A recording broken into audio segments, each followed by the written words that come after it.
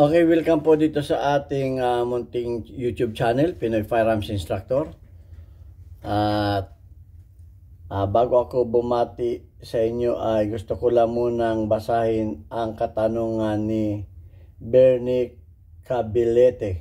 Sabi niya, Idol, nakabili ako ng bagong bala, ammunition siguro, but hindi pumuputok. 3 palo na, hindi pa rin. Ano dapat gawin? Okay, actually may mga videos na ako niya, mga bala na yan. Pero bibigyan natin ng mas accurate na sagot si Bernie Cabalete. At doon sa may mga problema rin ganyan, baka kapulutan din ninyo ng kaunting kaalaman. So, bago ko sagutin yan ay assalamualaikum sa inyong lahat. Binabati ko ang ating mga kapatid na Muslim sa Happy Eid Mubarak. Yan, ngayon ay holiday sa Middle East kaya wala kaming pasok, 5 araw. At may overtime naman kami sa gabi para doon sa mga gustong pumutok dito sa aming range kasi recreational din naman itong aming range. So yan, at sa panig tayo ng mundo, mag-ingat po tayo. At mainit na dito sobrang init na sa Middle East. At ingatan natin ang ating mga kalusugan at lalo tigit sa ating pagtatrabaho ay mag-ingat tayo na huwag maaksidente. Okay, ilayo nawa tayo, ingatan tayo ni Allah, ang ating Panginoon, at bantayan tayo ng mga guardian angels para tayo ay ilayo sa mga kapahamakan. Okay, yan lang. At pasasalamatan ko lang yung ating mga subscribers sa inyong magagandang comment na dyan din tayo kumukuha ng ating mga content. Gusto kong mabigyan ng katugunan ang inyong mga maliit mga problema about sa firearms sa pamagitan ng aking maliit na kaalaman. At pasasalamatan ko yung mga nagsishare dahil patuloy pa rin tayong dumarami. Kahit medyo mabagal. At gayon din, maraming salamat sa mga hindi nag-skip ng ads. Dahil ang ating revenue ay tinutulong natin sa ating 6 na estudyante na mga anak na single parent. Ang ating YouTube channel, lagi kong sinasabi, ay hindi para sa aking bulsa. Dahil okay naman yung aking trabaho dito sa aming kumpanya, sa Mayadin Shooting Range bilang isang firearms instructor, gunsmith at consultant. Yan, at wala naman tayong pinapag-aral ng mga anak, kaya it's time naman na tumulong naman tayo sa mga ibang mga bata na nangangailangan. Kaya maraming salamat sa inyo. At lalo tigit doon sa mga nagpadala dito sa ating GCash number. Ayan, at yung mga pinadala ninyo ay nagamit ng mga bata sa kanilang mga pambaon. At least may baon sila sa kanilang pagpasok. Dahil hindi naman mapasok ang mga bata pag wala silang baon. At ngayon din, maraming salamat. Special thanks kay Noli Pizza America ng Virginia. Yung iyong pinadala sa ating premier videos ay ipambibili naman natin ng school supplies. Yung last na pinadala mo, binili natin ng eyeglasses ng isang bata na may problema sa pagbabasa. At ganyan din kay Noli, kay Jubel Platoon, Boy Umay ng Riyadh, Saudi Arabia. Ayan, sana marami pa ang tumulong para madagdagan naman yung ating mga bata na tinutulungan. Okay, sa katanungan naman ni Bernie Cabalete. Pero bago ko sagutin yan, ay gusto ko lang maiksing sagutin yung may mga ilang katanungan kasi dito na ang sabi ni Percival Magnaan, Sir, pwede po ba malaman ang authority ninyo para mag-lecture tungkol sa firearms? Okay, ako po isang firearms instructor. At bilang nagkakandak din ng mga safety seminar, ay isa yung mga topic na yan, yung mga tungkol sa mga basic na batas sa pag-own ng mga firearms. Dapat alamin natin yan. Itinuturo natin yan. Yan kasi ay kasama rin sa gun safety seminar. Kaya yung mga nagtatanong yan, kaya binasa ko rin, hindi naman ako abogado, kasi nga maraming sa atin, hindi naman daw tayo abogado. Hindi naman kung tayo abogado, wala na tayong karapatang magbasa ng batas. Ang batas po nandyan lamang sa Google. Okay. ang IRR. Oh, Implementing Rules and Regulation, Philippine Gun Law. Ano lang ninyo yan dyan, lalabas na. So, yun lang at kayabangan na siguro kung ipapakita ko pa yung aking mga certificate. May mga certificate naman tayo at kung i-request niyo na ipakita ko sa inyo, hindi papakita ko rin sa inyo. Pero kayabangan na para sa akin para ipakita ko pa sa inyo aking mga certificate. So yun lang, bilang isang firearms instructor ay may mga siyempre tinatanong ako, sasagutin ko. Okay? Dahil ang sabi nga sa batas ay ignorance of the law excuses no one. At may nagsabi rin naman na the stupid question is the question that never asked. Okay? Kung meron tayong malaman, magtanong tayo. Ayan. At sinasagot lang naman natin sa pamamagitan ng pagbabasa ng rules, implementing rules and regulation about gun law. Okay, meron naman, mabasa natin yan. So, ayun lang ang masagot ko sa iyo, Percival Magnan. 21 years na ako dito na nagtatrabaho sa Kuwait. May din shooting range. Okay? Ayan. At meron pa rin dito nagtatanong kung ang sabi, Sir, halimbawa po ba malalim na ang gabi? Pinasok kami ng magnanakaw na may dala ng patalim, bawal pa rin bang gamitin ang airgun pang disiplina, pang depensa? Okay, ang masasabi ko lamang sa iyo, kung talaga nanganganib ng buhay mo, gamitin mo ng lahat ng meron ka para maisalba ang buhay mo. Yun lang ang masasabi ko sa iyo. Bahala na, hindi ko na alam ang mangyari pa dyan. Ay kung mamamatay ka na, hindi ka, hayaan mo na lang bang ikay mamatay. Gamitin mo na kung ano ang madadampot mo. At bahala na dyan ang batas. Karapatan mo rin ipagtanggol ang iyong sarili. Siyempre, may investigasyon yan. At depende yan sa mga investigasyon at sa mga ebidensya. Ang kaso ay natatalo dahil sa kakulangan ng ebidensya kahit kapatama. So, walang nagsasabi na ano ang gagamitin mo para ipagtanggol ang iyong sarili. Kamukha rin na yung tanong nitong si ito, may isa pa.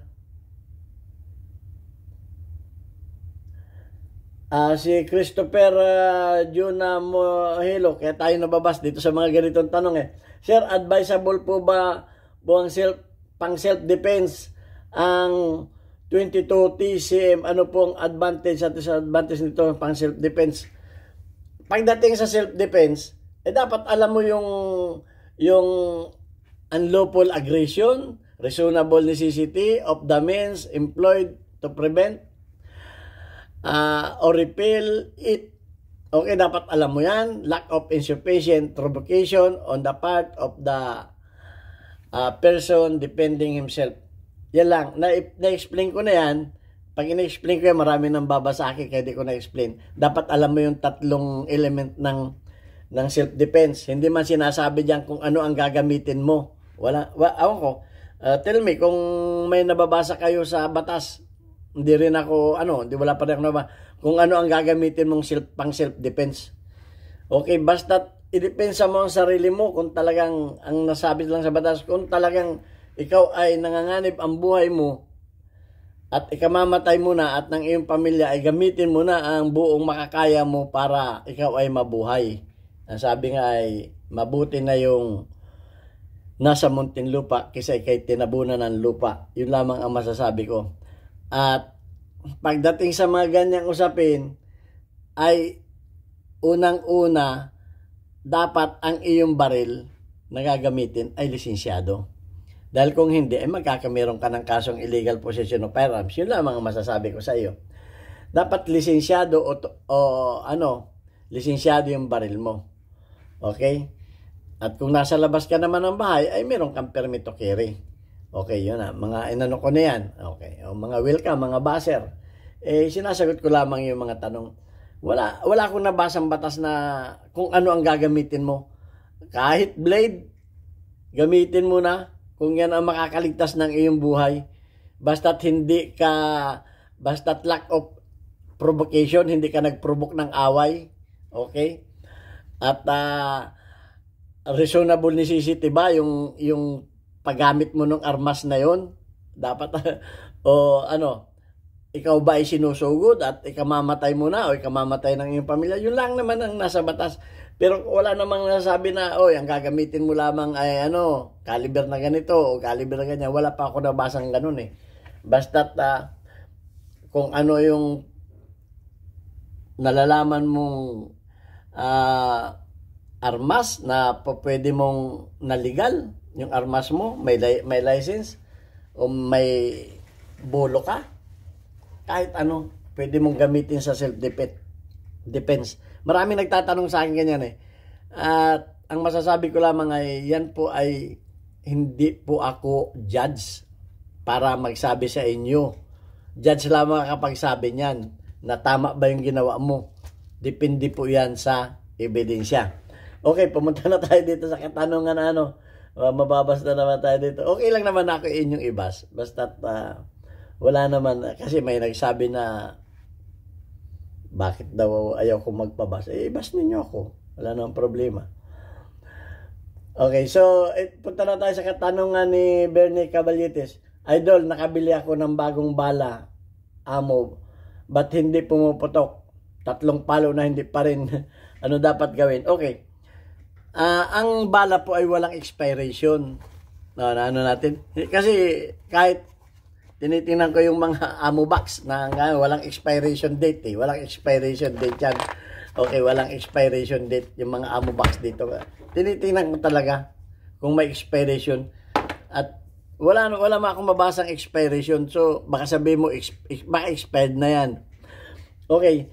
So, hindi natin alam kung saan nakip yung bala na yan.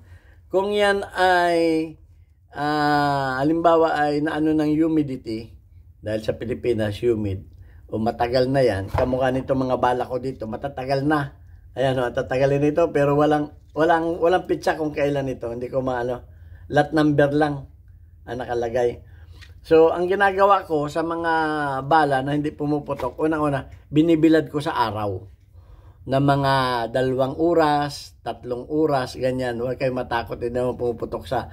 May nagtanong kasi na baka daw pumutok pag binilad sa araw.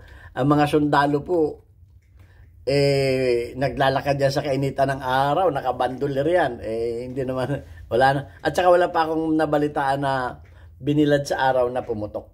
Maliban lamang na yung na direkta sa apoy. Puputok talaga yan pag nasa apoy. So, ayan. Kung init lamang ng araw ay wala pa naman ako nakabalitaan na pumutok yan. Okay, so yun lang ang una kong masabi sa iyo. Pero may mga bala rin talaga na defective. Hindi mo sinabi kung yung ilang bala yung ano, baka naman isang bala lamang doon sa isang kahon ang hindi pumutok. Normal po yun, minsan may mapapasama na ganito. May mga bala talaga kaming hindi pumuputok kahit ano. Tingnan ninyo yung lalim ng tama ng firing pin niya. Talagang hindi pumutok. May problema dyan ay primer. Merong defective na ang primer niyan. At talagang minsan, meron talagang may mga balang ganyan. Pero kung yung mga nabili mong bala ay karamihan ay hindi pumuputok, so pwedeng ito rin ang mangyari. May mga... Ang primer ay 2 klase kasi. Merong light primer at merong hard primer. Yan ang tatandaan ninyo. May hard primer at may light primer. Ang kalimitan ng pag hard primer, ang dapat na lakas ng inyong mainspring ay 25 pounds. Okay, may video na rin, 25 pounds. Pero may mga shooter na gumagamit sa mga pistol ng 19 pounds, 18 pounds para malambot ikasa. Okay, para malambot ikasa at hindi masyadong malakas ang recoil kasi pagka yung may video na ako niyan. So, yun. Ngayon, kung nagkataon niya na ang primer mo ay hard primer at saka ang iyong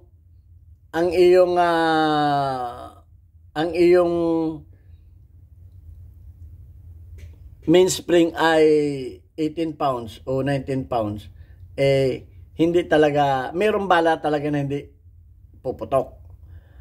Ang mas maganda sana dyan, tinisting mo sa ibang baril yung mga bala mo.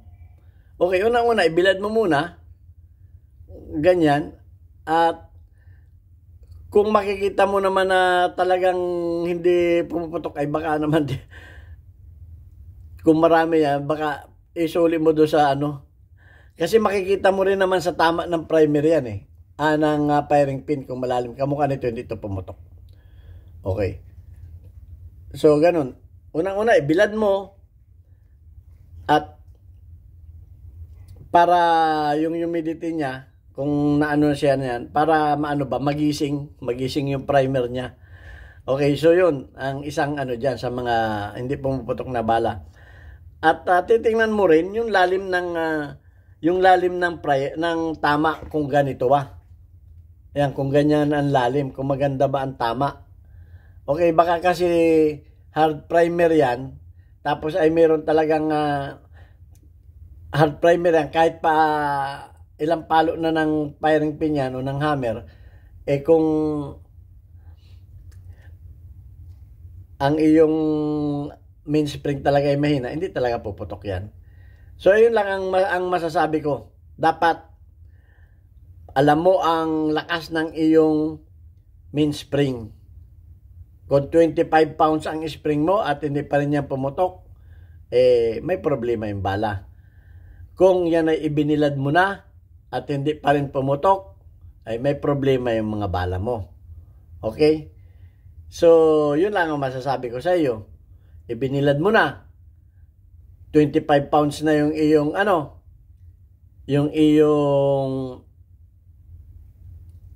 yung iyong mainspring. Hindi pa rin pumutok. Testingin mo rin sa ibang bala. Baka naman yung firing pin mo naman ay maiksi na, pudpud na. Meron kasi minsan yung firing pin napuputol sa loob, putol na sa loob, pero hindi umiwalay, hindi lumabas yung kaputol. Yun, nagmamal function yun. Minsan pumuputok, minsan hindi. May mga firing pin na ganun. Putol na sa loob yung firing pin. Nasa loob na, malimit mangyari yan. Bakit hindi minsan pumuputok? Minsan maganda ang tama, minsan hindi. So pag binuksan mo, binaklas mo yung firing pin, putol na pala sa loob, pero hindi pa kumbaga hindi nawawala yung kaputol, nandoon pa rin. Marami akong sample ng mga firing pin yan, hindi ko lang nailabas. Ganon din ang minsan nangyayari dyan. So minsan, nasa baril din ang problema. At ang importante rin, testingin mo rin yung baril mo sa ibang bala. Okay? Kung talagang, hindi ko rin kasi masabi sa iyo kung bala ang problema niyan dahil hindi ko naman kita yung mga tama niyan dito Kasi kung sanay kang tumingin ng bala, malalaman mo kung kaya dito pagka ang order ko lagi, pag mayroong mga misfire, pakita ninyo sa akin yung bala na hindi pumutok para madadiagnose ko kaagad kung anong may problema. Makikita ko sa tama pa lamang ng kung makikita ko kung bala ba talaga o firing pin o spring o o baka naman yung mainspring mo ay naputol na, maraming dahilan yan. So hindi ko rin masasabi na bala ang problema, at ang masasabi ko rin nga lang, dalawang klase ang mga primer. Dami kong primer dito. Ito, kalahati ang laman nito. Ayan, papakita ko sa inyo mga primer.